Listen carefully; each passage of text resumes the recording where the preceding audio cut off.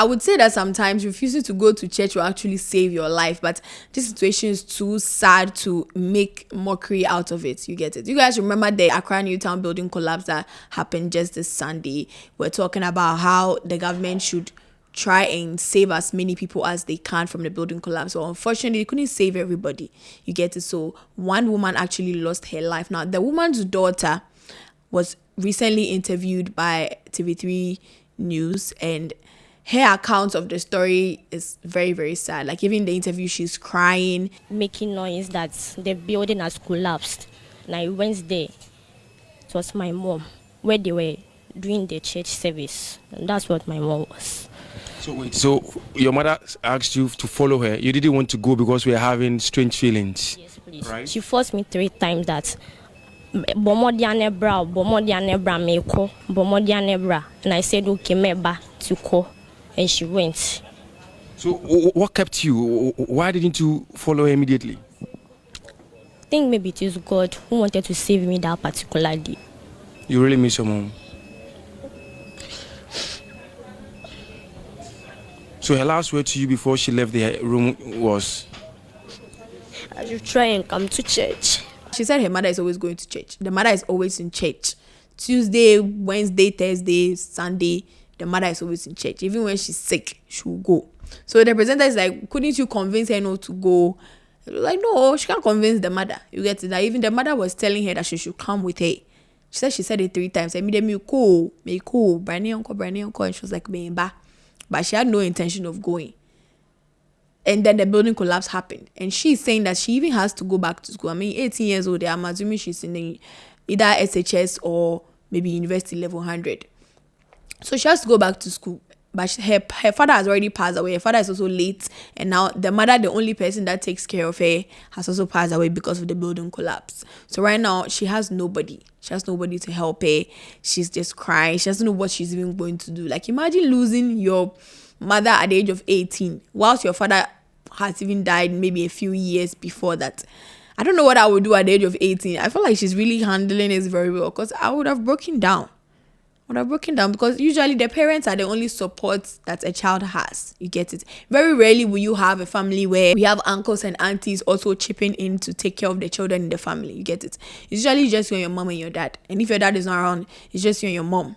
Right now, she has lost the dad. The mom too just died. What is this girl going to do? So she's seeking for help. You get it? She's asking the government, any benevolent person out there who can help her in institutions. I mean, we have institutions in Ghana that actually help with these types of things. You get it?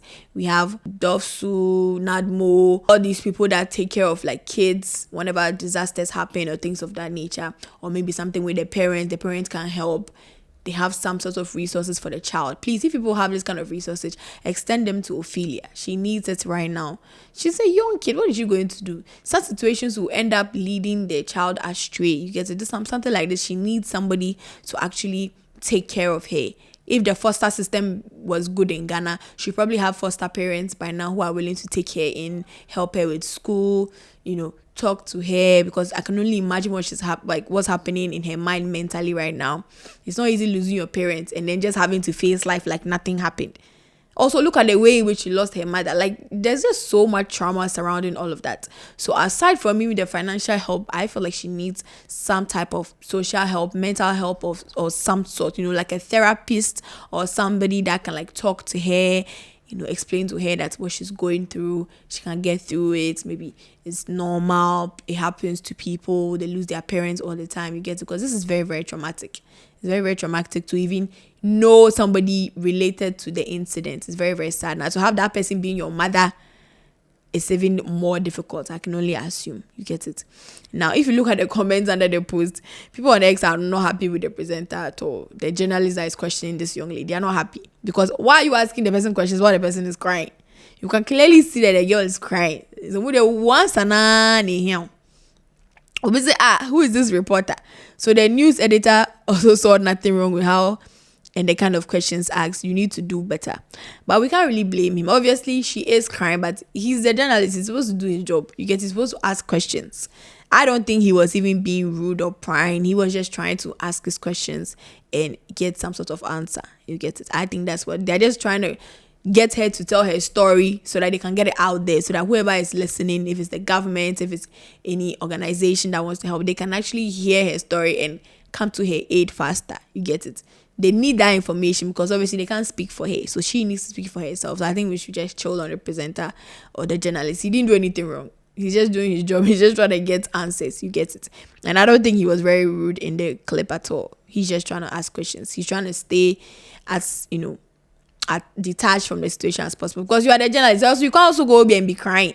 If the child is crying and you, the journalist, you are crying, how would the child feel better? She's also going to cry more, and then what's going to be achieved? You get it? So I think he's just doing the mature thing. He's just trying to keep his composure and ask the necessary questions. So we should just chill on him. And I really do hope that people come to her aid. There's people like this that actually need help in society. You get it? They are the people that need the help. And once they've come out to say they need help, we can't just turn a blind eye. So I feel like we should really, help this girl out. Whatever school she's attending, maybe they need to reach out to the school authority so that they can understand her situation. So even if it takes her a little while to get to school, they're not going to maybe scold her or reprimand her for it. Because Ghana schools, they tend to do that. They tend to be very, very insensitive. Me, I've been an stage student before. I know how insensitive headmasters and headmistresses can be. Teachers, house mistresses, they can be very, very insensitive sometimes. They don't care what you are going through. So I feel like they might even give her a hard time no matter what she's going through. So maybe they need to reach out. Some authorities need to reach out to the school authorities or whoever is in charge, you get to, so that they can give her some leeway. If she's having some difficulty in school, at least they'll give her some leeway so that she can deal with this. Fine, maybe she might be the only one going through this, but she still does need the help. You get it? So I think that we should offer the help where it's needed. So let me know what you guys think can be done, for this little girl, how best the government can help her. And I'll see you guys in the next video. This has been What They Go On, right at your Charlie Studios with me, Karen Jacqueline, your favorite host.